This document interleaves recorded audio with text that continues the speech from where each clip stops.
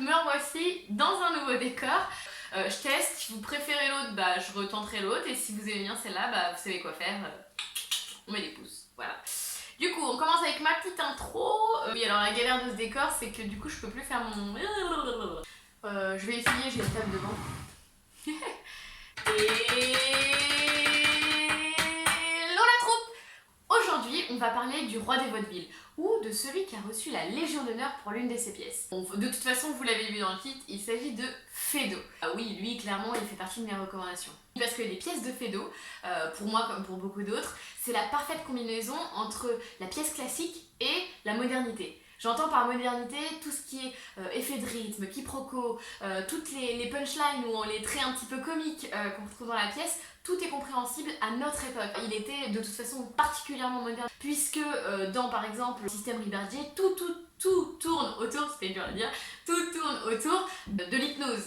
Et l'hypnose, bah, ça venait tout juste de débarquer. Bah, c'est d'ailleurs avec cette pièce que m'est venue l'idée de cette vidéo. Comme je vous le disais dans ma précédente vidéo que vous pouvez retrouver là, je sais pas trop encore, vous pouvez regarder des pièces de théâtre à la maison, et donc du coup c'est comme ça que j'ai pu voir le système Ribardier mis en scène par Zabou Bretman, et c'était vraiment top. Donc je me suis dit que j'allais vous faire des petites recherches pour que vous puissiez briller en société en parlant un peu de Feydeau et en parlant un peu de théâtre. Le tout premier fun fact, c'est qu'on a l'impression qu'il voulait être tout sauf dramaturge, sauf vaudevilliste en fait. Oui, parce qu'il a commencé sa carrière en essayant d'être comédien, tragédien même exactement. Il faisait pas mal de représentations dans les soirées parisiennes qu'il connaissait très bien, il faisait beaucoup d'imitations et des choses comme ça, et il jouait même dans ses propres pièces. On sait pas trop comment il s'est résigné et il a arrêté de chercher à devenir comédien, mais quand il était plus jeune, il va voir Sarah Bernard, qui était une très grande comédienne et tragédienne surtout à ce moment-là, et qui était d'ailleurs, qui a toujours été assez liée à sa famille. Donc il va la voir et il lui fait part de cette volonté de devenir tragédien. Donc elle lui demande s'il peut pas lui jouer un petit quelque chose, et effectivement il s'exécute, il lui joue une petite scène. Et puis elle le regarde et elle fait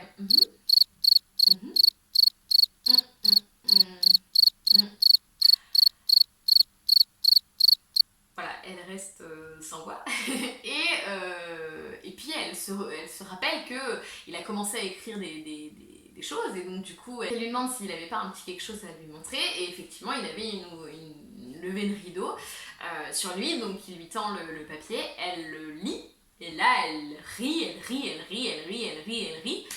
elle lui dit t'as le pouvoir de faire rire le monde, et tu veux être tragédien et le faire pleurer, mais écris, Georges, écris. Et finalement, il le fera. Bon, il n'a pas essayé seulement d'être acteur, puisqu'il a une petite passade en tant que journaliste. Il travaillait notamment pour Henri Fouquet, qui était son beau-père. Il gérait la rubrique Courrier des théâtres. Au Courrier des théâtres, c'est intéressant, il y avait...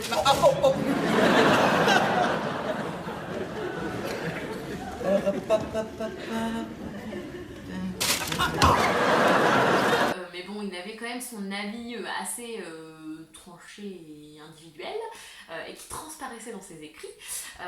Or, ça fait pas bon ménage avec la profession de journaliste. Il y a une dernière activité qui a pris une place hyper importante dans sa vie, c'est la peinture. Il a toujours été un grand amateur, un grand collectionneur de peinture. D'ailleurs, c'est comme ça qu'il a rencontré sa femme Marianne. En fait, il avait des cours avec le grand Carolus Duran. Je dis grand peintre parce qu'à l'époque, quand on avait un portrait de cet homme chez soi, globalement, c'est qu'on faisait partie du grand monde. Hein. Eh ben, on va aller au grenier si c'est ça. Pourquoi le gardes-tu? Ah, parce qu'il est de Bonnat. Si ce n'était que pour les traits de feu Robineau, il y a longtemps. Mais un Bonnat, même de son mari, ça se garde. C'est décoratif. Puisque ça valait des millions d'euros, et c'était inévitable, il fallait forcément en avoir. Cette passion de la peinture était tellement forte qu'il se levait la nuit pour aller voir ses peintures. Pourtant, il fera quand même dire à un de ses personnages, on n'achète pas les tableaux parce qu'on les aime, on les aime parce qu'on les achète.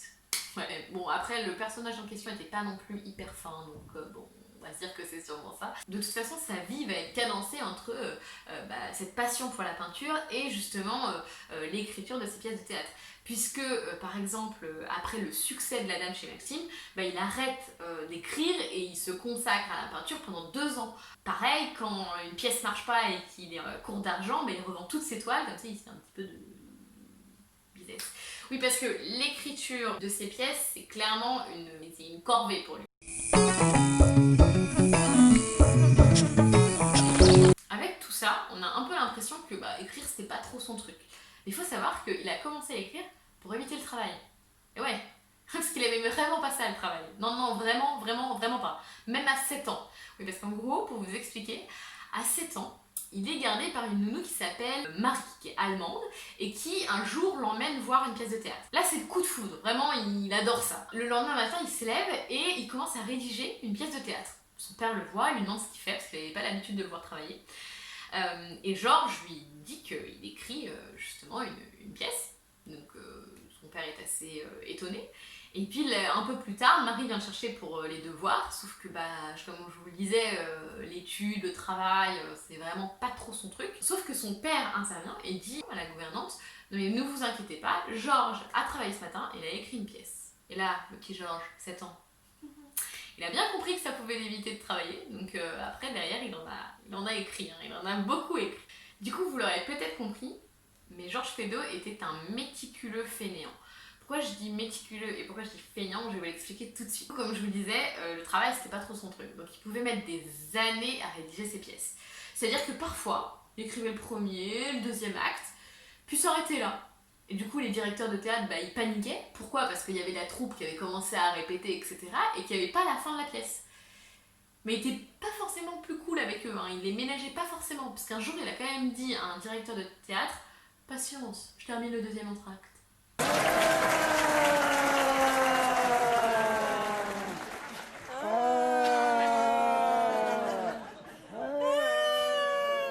Bien gentil, bien gentil. Faut savoir que l'entracte, il n'y a pas grand chose à écrire. C'est pas pour ça qu'il était forcément long, c'est juste qu'il avait pas envie. Parce qu'il pouvait aller très très vite, il avait tout en tête. Il y a un de ses amis qui raconte que pour Occupe-toi d'Amélie, il avait prévu 4 actes, il en était au 3e acte, et ce 4e acte n'était pas écrit. Et donc du coup son ami vient le voir en lui disant faut vraiment écrire ce 4e acte, puisque là la troupe a déjà répété les 3 premiers. Donc Feydeau lui dit: bon, allez, viens avec moi, je vais te dicter. En une soirée, un soir, d'une traite, d'un seul coup, ça a été rédigé.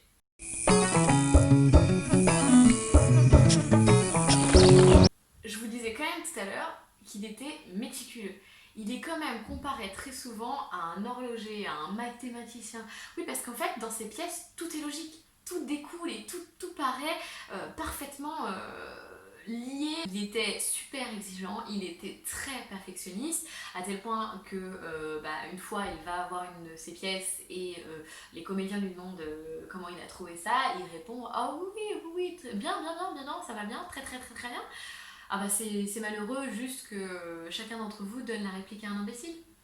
Voilà, donc ça montre qu'il était très exigeant, mais c'est aussi parce qu'il avait une visibilité pleine du rendu, de ce qu'il avait envie de donner, et que pour lui le public était particulièrement important, au point où un jour qu'un comédien éclate de rire sur scène, il siffle, il décide de siffler, parce que pour lui c'est se moquer du public, et ça c'est impossible. Et pareil, à l'époque, les dramaturges avaient un droit de regard sur la mise en scène.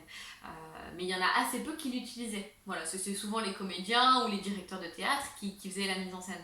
Ah pas Feydeau, non, lui il participait pleinement, il était très souvent là, avec son gros cigare, à regarder comment ça se passait, à donner ses indications aux comédiens, à jouer même pour eux, à leur faire voir comment il fallait faire, parce que tout était cadencé, il savait exactement quand est-ce que le public allait rire, donc il leur disait attendez 8 secondes, faut le temps au public de rigoler avant de repartir. Dans les textes de Feydeau, il y a parfois plus de didascalie et d'explications ou d'indications sur la mise en scène, les entrées, les sorties, enfin comment doit être joué tout ça, que de texte, que de dialogue. Alors, vous avez peut-être remarqué qu'il y a des différences entre l'anecdote que je viens de raconter et maintenant, c'est-à-dire en termes de peut-être de luminosité, de disposition des choses. C'est parce qu'en fait j'ai eu un problème avec ma caméra, donc désolée. Et puis sinon on peut faire un jeu qui est de deviner les 7 différences entre maintenant et avant. Voilà. C'est possible que cette chose ait bougé. Ça sera mon premier indice. Du coup, reprenons tout de suite avec l'avant-dernier fun fact. Il s'agit de son inspiration. D'où venait-elle? De sa vie, de la vie en général. Oui, globalement, il va beaucoup s'inspirer de ce qu'il voit dans les journaux, des chroniques, et on retrouve ça dans ses intrigues, dans ses décors, enfin dans plein de choses, vous allez voir. Donc, par exemple, à la fin des années 80, 1880 j'entends, on va beaucoup entendre parler d'un médecin qui s'appelait Brown-Séquard. Il va faire parler de lui parce qu'il va tester des injections d'extraits testiculaires de chiens et cochons, si je ne me trompe pas. Pourquoi il fait ça? Parce qu'il se rend compte qu'en vieillissant, il y a quelques trucs qui ont changé. Donc il va faire ces tests-là et il va notamment en tirer, il va dire qu'en gros ça permet de prolonger la vie, etc.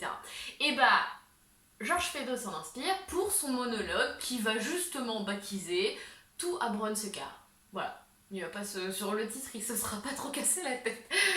Alors en plus des tenues, il va s'inspirer des décors et des environnements qu'il connaît.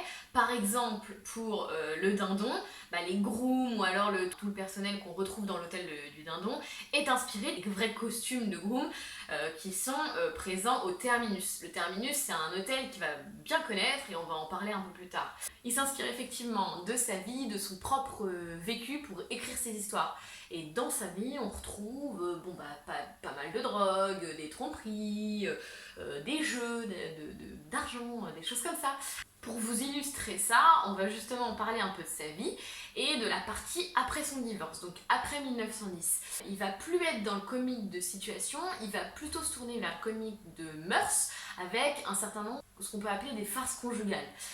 C'est des pièces beaucoup plus courtes qui correspondent d'ailleurs beaucoup plus à ce qu'on voit nous aujourd'hui et qui sont composées d'un seul grand acte. Et parmi du coup ces pièces-là, on retrouve par exemple « Mais ne te promette donc pas toute nue ». Voilà, et là vous allez vous demander à quelle histoire ça fait écho. Et ça fait écho justement à sa femme qui se promenait très souvent en combinaison jusqu'à très tard le soir avec juste un grand chapeau. Voilà. Tu crois qu'il sait seulement ce que c'est qu'une femme? En tout cas, c'est pas à toi de lui apprendre. Mais enfin, qu'est-ce que c'est que cette manitude de te promener toujours toute nue? On va parler un petit peu d'une phase de sa vie qui va nous permettre de découvrir un peu le personnage de Feydeau.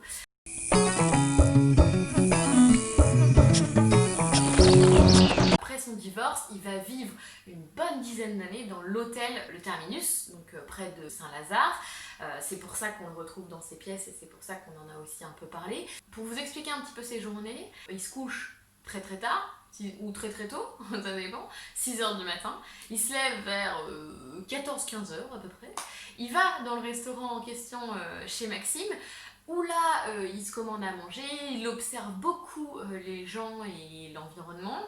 Et la petite anecdote, c'est qu'il avait un accord avec le directeur qui lui servait une bouteille avec l'étiquette du Bordeaux, mais qui n'était pas du tout du Bordeaux, puisque c'était de l'eau pétillante à l'intérieur. Ensuite, il va du coup en soirée, il fait différents cafés, bars, etc. À la fin de sa vie, il va attraper la syphilis d'une manière plus ou moins surprenante d'ailleurs. Il fréquente le Moulin Rouge et un jour il tombe sur un spectacle avec justement un ensemble de grooms. Il faut savoir qu'il aimait bien les grooms. Voilà, il avait quelques relations avec des grooms déjà du Terminus. Et donc du coup il flash sur un des danseurs qui est finalement une danseuse qui remplaçait un homme. Et donc du coup il aura quand même une relation avec elle et c'est comme ça qu'il attrapera la syphilis. Il finit sa vie dans une maison de santé où là il perd un petit peu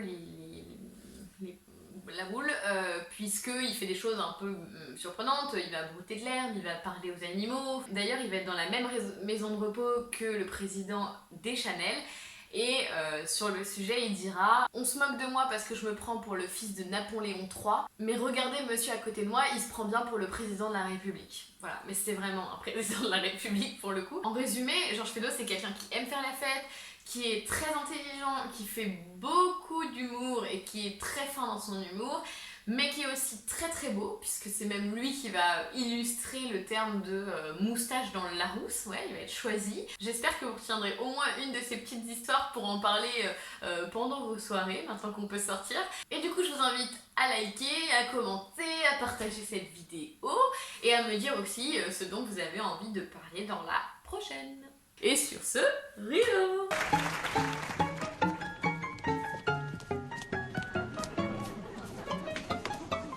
Au revoir monsieur, au revoir mesdames. Au revoir monsieur, au revoir mesdames. Mademoiselle. Au revoir messieurs, au revoir mesdames.